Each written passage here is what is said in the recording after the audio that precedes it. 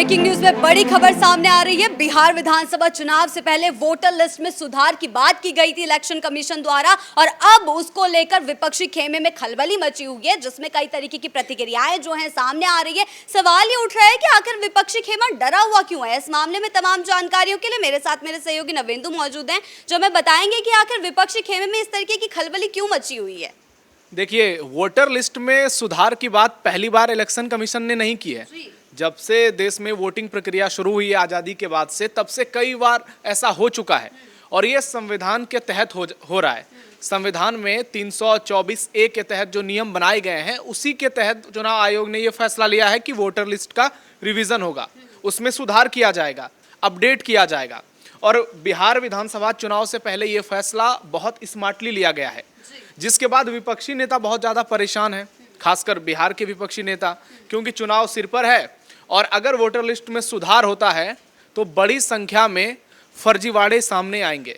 उन लोगों को बाहर का रास्ता दिखाया जाएगा जो भारत के वोटर नहीं हैं, जो बिहार के वोटर नहीं हैं, लेकिन इलीगल तरीके से बिहार में वोटिंग करते हैं। क्योंकि सीमांचल का बड़ा इलाका है जहाँ पर रोहिंग्या मुसलमान भी अवैध रूप से रहते हैं, बांग्लादेशी नागरिक भी वहाँ पहुँचे हुए हैं और वो न सिर्फ सरकारी योजनाओं का लाभ ले रहे हैं, भारत सरकार को और भारत को अंदर से खोखला कर रहे हैं और यहाँ के लोगों की हक मार रहे हैं। तो बहुत सोच समझकर केंद्र सरकार ने स्मार्टली ये फैसला लिया है, क्योंकि अगर NRC की यहाँ पर बात होती, नेशनल रजिस्टर फॉर सिटीजन, तो विपक्षी पार्टियाँ जमकर हल्ला मचाती। तो सरकार ने बड़ा दांव खेला, इसके लिए इलेक्शन कमीशन को आगे किया है और इलेक्शन कमीशन 2003 के बाद ये फिर से उन्होंने रिवाइज करने का फैसला लिया है वोटर लिस्ट में। तेजस्वी यादव इसलिए परेशान है क्योंकि उससे उनके जो MY समीकरण है उस पर बहुत ज़्यादा फर्क पड़ने वाला है। जो अवैध वोटर हैं, जो यहाँ के वे रहने वाले नहीं हैं लेकिन उनका नाम जुड़ गया है, यहाँ तक कि उन्होंने फर्जी आधार कार्ड तक बनवा लिए हैं, उनका अब क्या होगा, ये बड़ा सवाल है। और तेजस्वी तो परेशान है ही, पश्चिम बंगाल की CM ममता बनर्जी बहुत ज़्यादा डरी हुई हैं, घबराई हुई हैं। वो तो ये तक कह रही हैं कि ये NRC से ज़्यादा खतरनाक होने वाला है। तो इन नेताओं की बेचैनी सिर्फ इसलिए बढ़ी है क्योंकि ये जो मुसलमानों के मसीहा होने का दावा करते हैं, ये इस बात को लेकर हुंकार भरते हैं कि मुसलमान एक तरफा एक होकर इनकी वोटिंग करते हैं। तो अब इस पर बहुत बड़ा धक्का लगने वाला है। जी, ऐसे में विजय सिन्हा का भी बयान आया था कि राजद और कांग्रेस ममता बनर्जी की भाषा बोल रही है, क्योंकि वहां से वो डरे हुए हैं और उनकी भाषा ही बोल रही है, उनके जो नक्शो कदम पर वो चल रहे हैं। तो इसके मामले में क्या कहें? देखिए, अभी बिहार में चुनाव होने हैं, इसके बाद अगले साल पश्चिम बंगाल में चुनाव होंगे, फिर असम में चुनाव होंगे, फिर केरल में चुनाव होंगे और ये तमाम ऐसे राज्य हैं जहां पर घुसपैठिया बहुत बड़ा मुद्दा बना हुआ है। इन राज्यों में अवैध रूप से घुसपैठ करने वालों की संख्या लाखों में है और चुनाव आयोग ने जब ये फैसला लिया है तो बहुत सोच समझकर फैसला लिया है।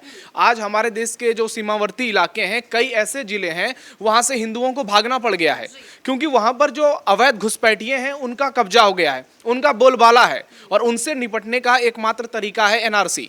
अगर NRC अभी होता है तो आपने देखा होगा कैसे CAA के समय इन लोगों ने ज़बरदस्त ड्रामा किया था, शाहीन बाग सालों साल तक चला था, देश की तमाम विपक्षी पार्टियां एक हो गई थी और इन्होंने बता दिया कि ये केवल तुष्टीकरण की सियासत करती है। देश के लोग, देश की जो बहुल आबादी है, हिंदू आबादी, उनकी चिंता इन लोगों को कम है, लेकिन इन लोगों को अवैध घुसपैठिया की चिंता बहुत ज़्यादा है, तभी इनके पेट में दर्द हो रहा है। और वोटर लिस्ट में अगर सुधार हो रहा है संविधान के तहत, तो जाहिर सी बात है भारत सरकार ने बहुत सोच समझ कर ये फैसला किया है। इलेक्शन कमीशन पर ये सवाल उठा रहे हैं, लेकिन ये भूल गए कि सबसे ज़्यादा वोटर लिस्ट में रिविजन जब हुआ था वो पंडित जवाहरलाल नेहरू के समय में हुआ था, इंदिरा गांधी के समय में हुआ था और पिछले 20 सालों में देखा जाए तो सिर्फ 2002 या 3 दो ही बार हुए थे और अभी उसके बाद लगभग 20-21 साल बाद हो रहे हैं।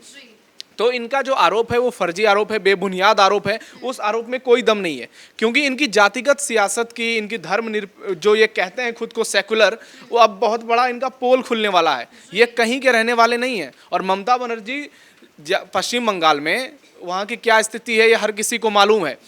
मुर्शिदाबाद की बात कर लें, दिनाजपुर की बात कर लें, बहुत सारे ऐसे ज़िले हैं जहाँ पर कहें तो मुस्लिमों का आतंक देखने को मिलता है, खास करके जो बाहर से आकर, बांग्लादेश से आकर के बसे हैं। असम में आपने देखा होगा धुबरी जिले की क्या स्थिति हो गई है।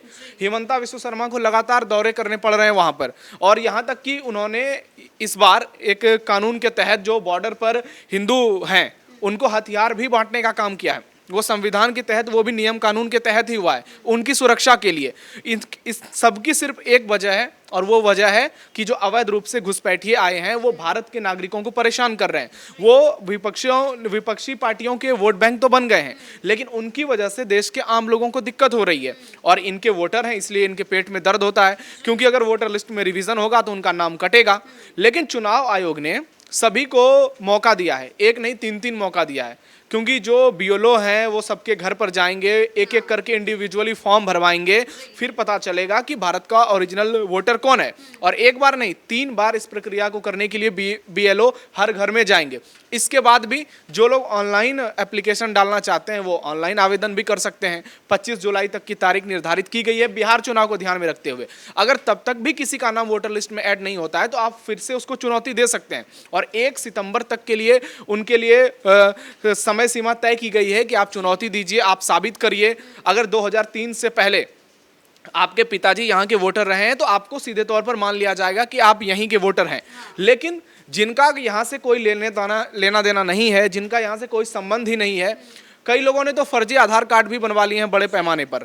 इसलिए इस बार वोटर लिस्ट के जरिए एक तरह से एक बहुत बड़ा एक्शन है, जिसके जरिए बिहार सहित पूरे देश को खाली करने की कोशिश की जाएगी। आपने देखा होगा कैसे ऑपरेशन सिंदूर के समय हजारों पाकिस्तानियों को यहाँ से खदेड़ा गया, चाहे बात यूपी की हो, गुजरात की हो, बिहार की हो। ये अवैध रूप से भारत में रह रहे थे, और ऐसे लोगों की संख्या हजारों में नहीं है, करोड़ों में है। और पश्चिम बंगाल, बिहार, असम, ये सब जिले बहुत ज़्यादा प्रभावित हैं, और इसके चलते देश की सुरक्षा पर खतरा है, क्योंकि ये घुसपैठिए जो हैं ये हमारे देश के लोग नहीं हैं, ये सिर्फ अपने फ़ायदे के लिए यहाँ पर आ गए हैं, और जब ज़रूरत पड़ेगी ये हमारे देश के लोगों के खिलाफ ही एक्शन लेंगे। क्योंकि कई बार पश्चिम बंगाल की तस्वीरें ऐसी आती है जिसे देखकर रूह कांप जाती है। बॉर्डर इलाके पर जो उनका उत्पात देखने को मिलता है, आज भारत के कई जिले जो हैं बॉर्डर पे, वहाँ से हिंदुओं का पूरी तरह से पलायन हो चुका है, जिसे लेकर कई बार एक बहुत बड़े वकील हैं सुप्रीम कोर्ट के अश्विनी उपाध्याय, वो मुद्दा उठाया है उन्होंने। लेकिन विपक्षी पार्टियां को भी इसमें सेकुलरिज्म ही नजर आता है, तो उनके लिए बहुत बड़ी दिक्कत होने वाली है। और ममता बनर्जी जो खुद को मुसलमानों का मसीहा बताती हैं, वो दावा, उनको तो लग रहा है कि पश्चिम बंगाल में उनको हटाने वाला, हिलाने वाला कोई नहीं है, इसलिए क्योंकि उनके पास मुस्लिम वोटर हैं। लेकिन अब अंदर से उनकी जमीन हिली हुई है, उनको डर लग रहा है कि बीजेपी 3 से 75 सीटों पर पहुंची, और कहीं अब 75 से इस बार ऐसी स्थिति में ना आ जाए कि सरकार बना ले। तो ममता बनर्जी बहुत ज़्यादा घबराई हुई हैं, डरी हुई हैं, और उनको लग रहा है कि वोटर लिस्ट में जैसे ही रिवीजन होगा, पश्चिम बंगाल में बड़े पैमाने पर अवैध घुसपैठियों की छटनी होगी, फिर उन्हें यहाँ से खदेड़ा भी जाएगा, उन्हें वोटिंग राइट से वंचित भी किया जाएगा। और कई लोगों का मानना है, जो एक्सपर्ट हैं उनका भी यही कहना है कि अगर किसी पर चोट करना है अवैध घुसपैठिया पर, तो सबसे पहले वोटिंग लिस्ट से उसका नाम हटाइए, क्योंकि वो भारत में अवैध रूप से रह रहे हैं, सरकारी सुविधाएं ले रहे हैं, और यहाँ के लोगों की हक मार रहे हैं। तो इसीलिए तेजस्वी भी परेशान है, लालू यादव भी परेशान है, ममता बनर्जी भी परेशान है, और अब ओवैसी भी परेशान होंगे बहुत जल्दी, क्योंकि सीमांचल का इलाका है जहां से ओवैसी ने पिछले बार चुनाव लड़ा था और 5 सीटों पर जीत दर्ज की थी। इसी मामले पर राहुल गांधी भी प्रतिक्रिया देते हुए दिखाई दे रहे हैं। उनका कहना है कि पहले जो वो गलतियां हुई थी उसको सुधारने के लिए अब ये किया जा रहा है। तो पहले गलतियां हुई थी या अब सुधार कर रहे हैं, ये राहुल गांधी का कहना है, तो उस मामले में क्या कहेंगे? राहुल गांधी तो कह रहे हैं कि इसी बहाने इलेक्शन कमीशन ने कम से कम अपनी गलती मान ली, तो उनको ये भी जवाब देना चाहिए कि इससे पहले जो 50 बार वोटर लिस्ट में रिवीजन हुआ था, क्या तब भी इलेक्शन कमीशन की गलती थी? ये तो एक प्रक्रिया है जो एक देश में होती आई है, और ये होती रहनी चाहिए। ये दुनिया के दूसरे देशों में भी होता है कि अगर आप देखिए कि आपके राज्य में 100 वोटर हैं और अचानक से एक तो जो वोटर्स की संख्या बढ़ती है वो जनसंख्या वृद्धि का कारण होता है, लेकिन जो अवैध रूप से वोटर लगातार बढ़ रहे हैं तो उसके कारण की जांच होनी चाहिए, और ये तो शुरुआत से होते आया है और ये होना चाहिए। लेकिन कांग्रेस के समय में इसको बढ़ावा दिया गया, घुसपैठियों को देश में घुसाया गया है। पश्चिम बंगाल में ममता बनर्जी यही कर रही हैं, तो इन लोगों को तो दर्द होगा ही। राहुल गांधी की हालत खराब है, क्योंकि उन्होंने महाराष्ट्र को लेकर भी आरोप लगाए थे, हरियाणा को लेकर भी आरोप लगाए थे, सब जगह उनकी बुरी हार हुई थी, जबरदस्त हार हुई थी। लेकिन वो यही नहीं समझ पा रहे हैं कि वो वोटर लिस्ट का विरोध नहीं कर रहे हैं, वो इलेक्शन कमीशन का विरोध नहीं कर रहे हैं, वो हिंदुओं का विरोध कर रहे हैं, हिंदुओं की हक का विरोध कर रहे हैं। और मैसेज जनता में सीधा और साफ जा रहा है कि राहुल गांधी की सोच क्या है, तेजस्वी यादव की सोच क्या है।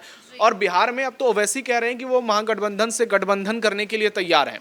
तो इन नेताओं की पोल खुल रही है, राहुल गांधी के दावों में कोई जान नहीं है, उनके दावे खोखले हैं और ये उनके डर को, उनकी हताशा निराशा को बता रही है और ये बता रही है कि बिहार चुनाव से पहले कैसे इन पार्टियों ने पहले ही सरेंडर कर दिया है, क्योंकि इन्हें मालूम है कि ये तो चुनाव जीतने वाले हैं नहीं। ऐसे में कुछ ना कुछ ऐसा बहाना निकाला जाए, कुछ ऐसा नैरेटिव गढ़ने की कोशिश की जाए जो कि जनता के बीच हम उसको लेकर के जाएं और जनता इस पर भरोसा कर ले, क्योंकि बिहार में इन लोगों ने पहले ही एक बार संविधान बदलने को लेकर जो माहौल खड़ा किया था उसका असर देखने को मिला था 2015 के विधानसभा चुनाव में। ये फिर से उसी बात को लेकर आगे बढ़ रहे हैं, तो इनका सिर्फ और सिर्फ तुष्टीकरण का मकसद है। ये लोगों को सिर्फ गुमराह करना चाहते हैं, लेकिन पीएम मोदी की अगुवाई में सरकार ने बहुत बड़ा फैसला लिया है, इलेक्शन कमीशन ने बहुत बड़ा फैसला लिया है और इलेक्शन कमीशन जो है वो स्वतंत्र होकर काम कर रहा है, क्योंकि इसमें सरकार की दबाव की भी कोई बात नहीं है, क्योंकि ये जो फैसला है ये इलेक्शन कमीशन का है और एक लोकतंत्र के तौर पर यहाँ पे होना ये आम बात है। तो ऐसे में इनके पेट में दर्द होता रहेगा